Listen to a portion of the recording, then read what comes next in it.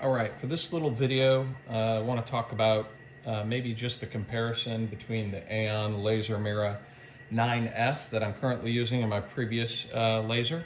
My previous laser was a Glowforge Pro, which I used very successfully for a number of years. I was largely happy with it. I don't think there's anything necessarily wrong with the laser. I just outgrew it, and I wanted to cover a few of the things that I've really grown to appreciate about the Aeon. I haven't had my Aeon that long, just maybe a few months, but I've been using it like mad. And probably the three biggest things that I've noticed that have really sped up my workflow and just frankly improved my quality of life when using the laser is the first is the Aeon doesn't require internet to be used. This is a huge thing for me. I have fiber internet, it's very reliable. But still having to send my job through a web interface to the Glowforge servers and then back down to the laser, I regularly ran into issues with not just processing, but hang-ups. There was problems with connectivity. Sometimes the servers weren't available on the corporate side. It wasn't awful, but it was a nuisance that came up regularly enough where it started to become an issue. The nice thing about the Aeon laser is I can direct connect to it through Wi-Fi from my workstation. No internet's needed whatsoever. It's just dead reliable, and that's essential for what I need to do. The second thing that I love about this laser is when you send jobs to it, it stores the jobs in a queue or in the memory on the device itself.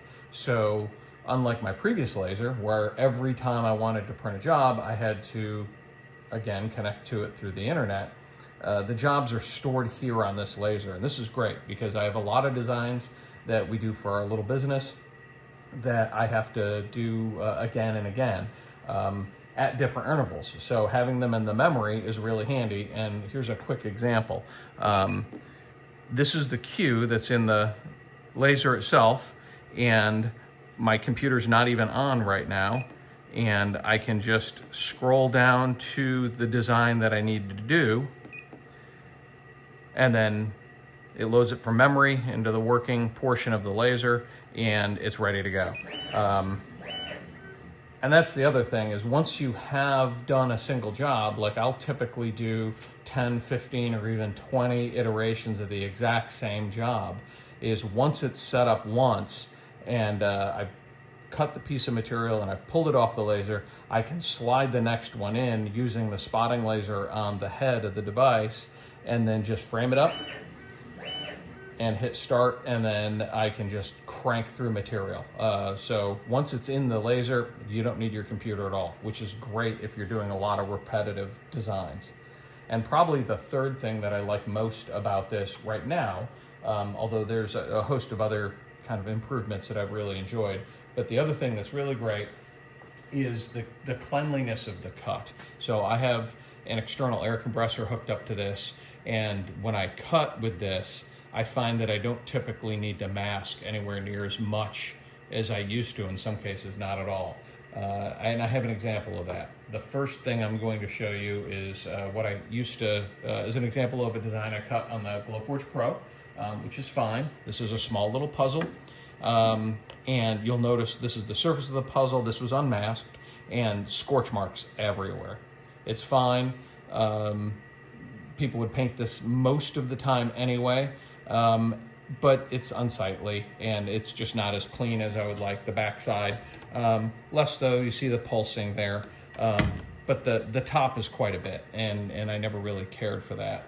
By way of comparison, this is the exact same design I've done on the Aeon, and virtually no scorching. And I've dialed my settings in even a little more after this, so I get even none of the shadow in here at the top of these frames.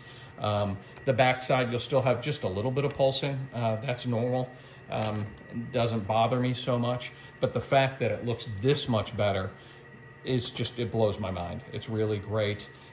We also do jewelry and some other designs. And I'll be interested as we get more towards the holidays and we start burning those. I think in some cases I'm not going to need to mask at all anymore, which is going to be a giant time saver, not just on the front end for prepping the materials, but also on the back end, weeding all the masking material off our designs and then getting them ready to sell.